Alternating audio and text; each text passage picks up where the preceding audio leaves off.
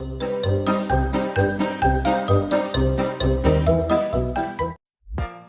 right, so welcome to your personalized deep dive. Okay, You ready to dive in? let's do it. All right, so today we are going to unpack the evolution of music and specifically how technology has shaped the sounds we know and love. Right. You sent us a really interesting Melody Makers podcast episode. It's called The Evolution of Music. Yeah. And let me tell you, I'm so ready to be blown away. It's a wild ride, that's for sure. It really is. I think it's going to be really cool. Yeah. So before we even had recordings, Right. music was this like fleeting, ephemeral thing, right? Absolutely. Like imagine a world where you could only hear music Yeah. if you were physically present at a performance. I mean, that's really how it used to be. I know, it's so hard to imagine. Yeah, and what's really interesting is that music was truly a communal experience back then. Oh, that makes sense. You know, people would gather in homes or churches or public squares just to hear live music. That's cool. Yeah. So, okay, then enters the phonograph in the late 1800s, and all of a sudden music becomes reproducible, Right. portable, Yeah. and something you can actually own. Huge shift, right? It allowed people to listen to music whenever and wherever they wanted. Right.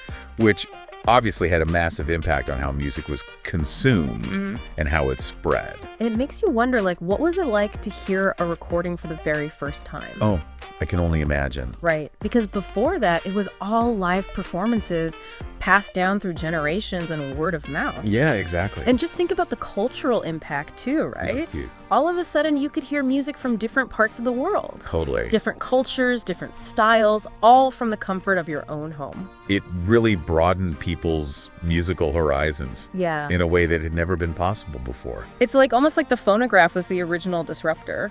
Oh, yeah, for sure. You know, it paved the way for all the innovations that followed. Absolutely. And speaking of disruptors, Okay. let's fast forward to the early 20th century. Okay. The rise of radio. Radio, I love that you can hear music from all over the world on the radio. Oh, yeah, absolutely. So did this just explode music into the mainstream? That's exactly what happened. Okay. Radio broadcasting created a mass audience for music. Okay. And with that came the rise of national stars.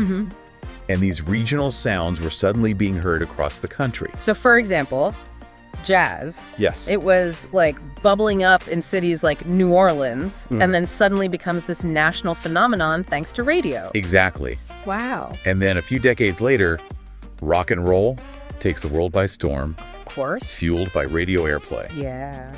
I mean, Elvis Presley, Chuck Berry, Yeah. these guys became icons thanks to their music reaching millions through radio waves. And it wasn't just about individual artists, right? Huh. It was radio helped solidify entire genres, Yes. giving them a platform to reach a wider audience. And with that wider reach came a certain level of homogenization, you know? Oh, interesting. Radio, with its focus on popular hits, started to shape musical tastes on a national scale. It's interesting to think about how technology can both diversify and homogenize musical tastes. Yeah, it's a fascinating paradox. Right. It brings us so much, It does. but then like kind of funnels us all into these mainstream categories. That's true. Okay, so we've gone from live performances to recordings and then the mass broadcasting of music. What happens next? Well, think about this. Before radio, Okay. most people experienced music passively. Oh, okay. They'd listen to whatever was played on the phonograph or the radio. Right. But then, the invention of cassettes and vinyl, Yeah. that brought about this new level of personal engagement with music. This is where we get into the mixtape era.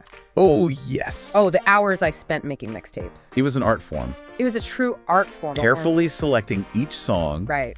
recording them in a specific order, Yes. creating custom covers. Oh my gosh, yes. It was all about self-expression and sharing your musical taste with others. Yes. The mixtape was the original personalized playlist, Totally. handcrafted with love and maybe a little bit of angst. And let's be honest, it was also a great way to flirt with your crush. Oh, for sure. Really? Put all your favorite songs on there. Yeah. But if we connect this to the bigger picture, we see a direct line from mixtapes to the digital playlists we have today. Oh, totally. Spotify, Apple Music, It's all the same.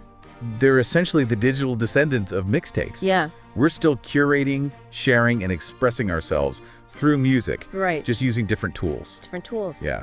Okay, and that brings us to the digital revolution, which is where things really start to accelerate. With CDs, we saw a huge leap in audio quality and convenience. Yeah.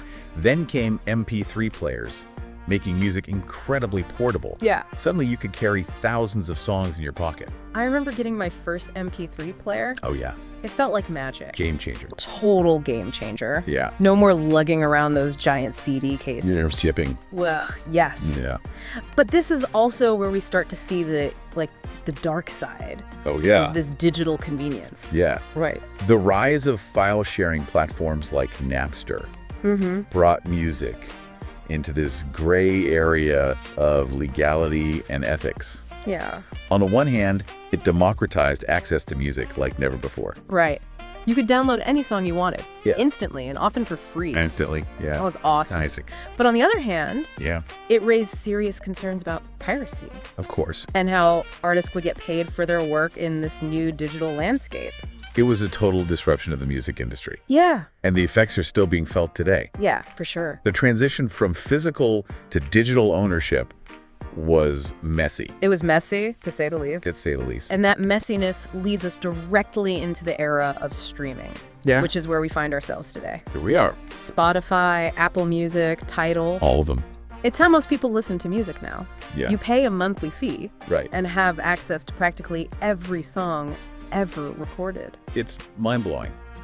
It's pretty incredible when you think about it. It really is. It's a dream come true for music lovers. It is. But of course, it's not without its challenges. Yeah, I mean, we can't ignore the elephant in the room. Right. There's been a lot of debate about whether streaming services pay artists fairly. Huge debate. Right. It's a complex issue. Yeah. Some argue that streaming has devalued music, while others say it's created more opportunities for independent artists to reach a global audience. Right, and then there's the whole algorithm thing. Yeah. It's cool to get personalized recommendations, but sometimes it feels like I'm, stuck in a musical bubble. Yeah. You know, hearing the same kind of stuff over and over again. It can feel that way. Right. Algorithm-driven recommendations can be great for discovering new music within your existing tastes, but they can also limit our exposure to different genres and artists that we might otherwise love. Yeah, it's like the algorithm knows what you like, Right. but it doesn't necessarily know what you need What you need, yeah. to expand your musical horizons. Exactly. Okay, which is a perfect segue into our next topic. What's that? The way technology has transformed how music is created. Oh, yes. Because before synthesizers and digital audio workstations, you pretty much needed a whole studio full of instruments and equipment to record anything, decent, right? That's right. Yeah. But technology has democratized music production in a big way. Totally. Synthesizers introduced a whole universe of new sounds that were previously impossible to create. Yeah. And then you have day-goals like Ableton and Logic Pro, Oh, yeah. which are essentially entire recording studios on your computer. Right. Pretty amazing. It's incredible. Yeah. And these DAWs offer so much more than just recording. Oh, for sure. You can edit, mix, master, basically do everything you need to create a professional sounding track right from your laptop. It's incredible. And this accessibility has led to an explosion of new music and new genres. Exactly. Think about EDM and lo-fi.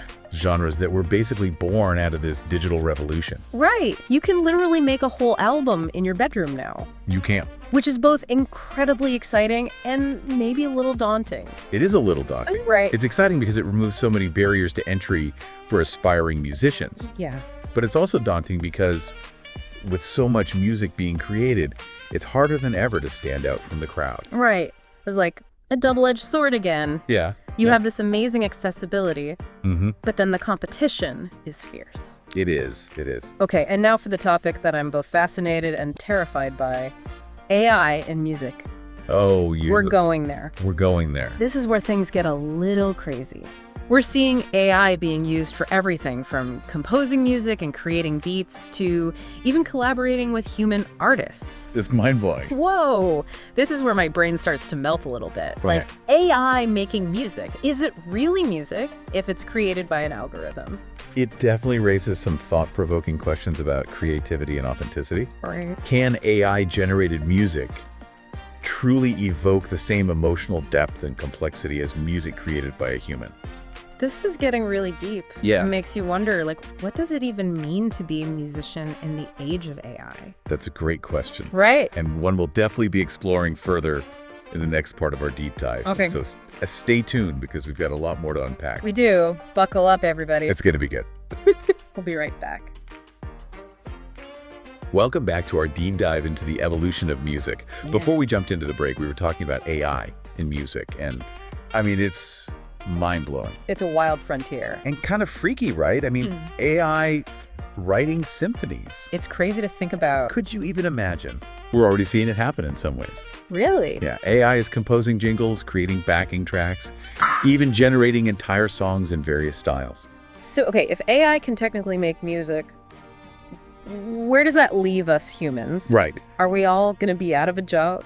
That's the million-dollar question, isn't it? I think so. But I think it's important to remember that AI, at least for now, it lacks that human element that makes music truly special. You know, I know what you mean. like the raw emotion, Yeah. the lived experiences, the vulnerability. Yeah. Those are things that AI can't replicate. Yeah, not yet anyway. Right. So maybe it's not about AI replacing humans, Mm-hmm. but rather like augmenting human creativity. Precisely. Think of AI as a tool that can help musicians explore new sounds, Okay, yeah.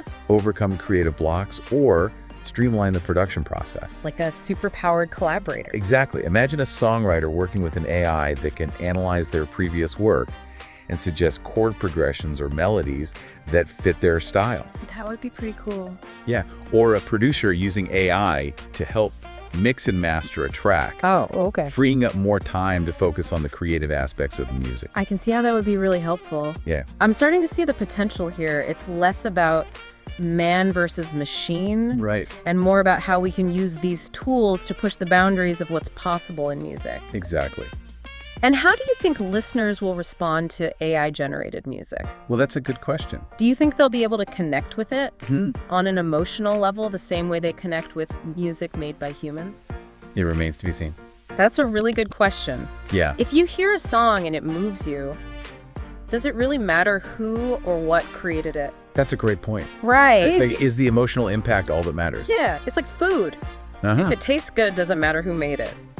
That's a fascinating philosophical debate. Okay, let's table that one. Yeah, maybe for another deep dive. For another time. Yeah.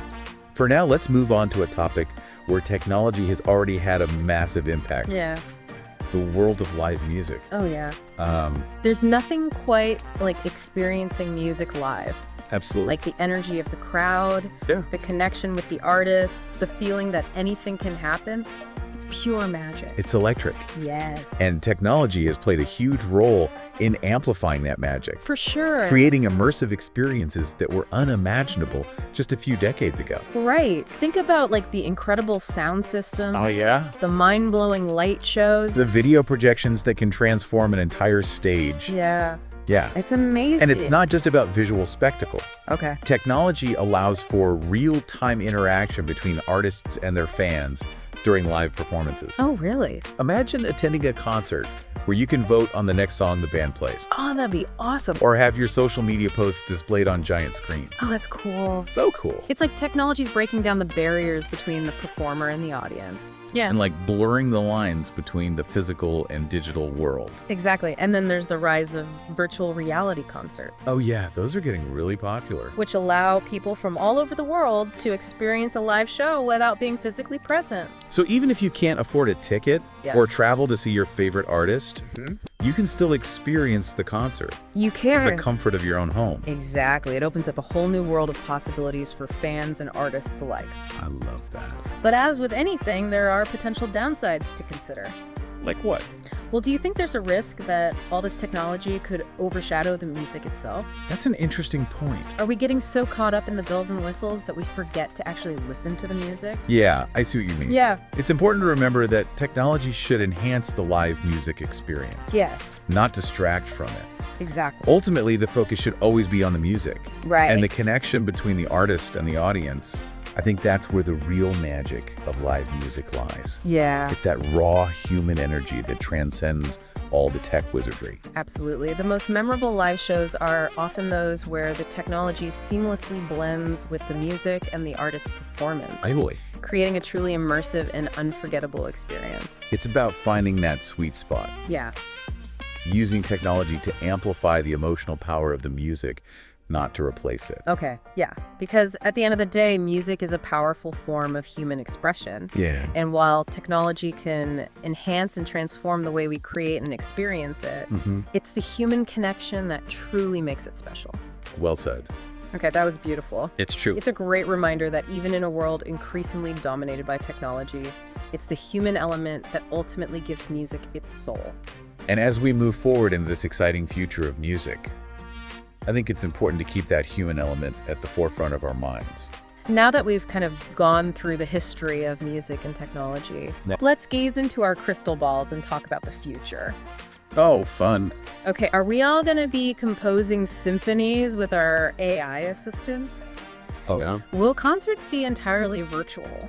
That's a good question. What's next? I don't have a crystal ball, That's okay. but I do think we can expect to see even more blurring of the lines between the physical and digital worlds. Like, for example? Like, imagine attending a concert where the stage is augmented with virtual elements, Oh, that would be cool. or being able to interact with your favorite artist in real time during a performance. Oh, wow. Yeah, who knows? Maybe we'll even see brain-computer interfaces that allow us to experience music in entirely new ways, directly through our neural pathways. Whoa, Right. that's getting a bit sci-fi. A little bit. But it is exciting to think about all the possibilities. It is exciting, and I think it's important to approach these advancements with both curiosity and a healthy dose of critical thinking. Oh, for sure. You know, how will these technologies impact artists, fans, and the creative process itself? Right, we need to be mindful of the potential consequences. Yeah. Both good and bad. Absolutely. It's not just about the wow factor. It's about how these technologies will shape the future of music and our relationship with it. Our relationship with music. Yeah. Yeah, that's a key point. I mean, it really does feel like we're standing on the edge of a whole new era of music.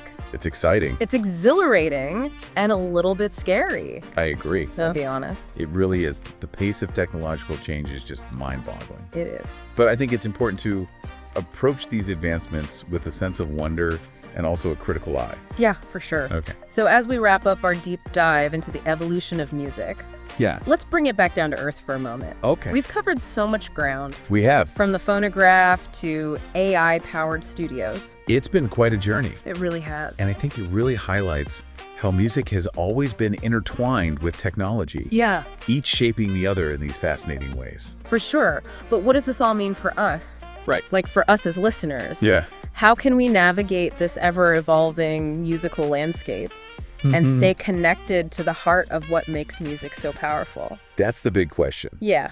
And I think it's one that each of us needs to answer for ourselves. Okay. But I can offer a few thoughts. Okay, all ears. First, I think it's important to be mindful of how we consume music. Okay. Are we letting algorithms dictate our listening habits? Or are we actively seeking out new artists, genres, and experiences? It's so easy to get stuck in a rut. It's- Listening to the same playlists and artists on repeat. Yeah. Sometimes I feel like my Discover Weekly playlist is more like my same old playlist. I know what you mean. It's understandable. Yeah. But I think it's worth making the effort to step outside of our comfort zones and explore the vast and diverse world of music. Okay. There are so many hidden gems out there waiting to be discovered. So it's like the difference between sticking to your usual order at your favorite restaurant or trying something new and maybe discovering a new favorite dish. Exactly. And sometimes the most unexpected discoveries can lead to the most rewarding experiences. Okay, I'm convinced from now on I'm going on a musical adventure. I love it.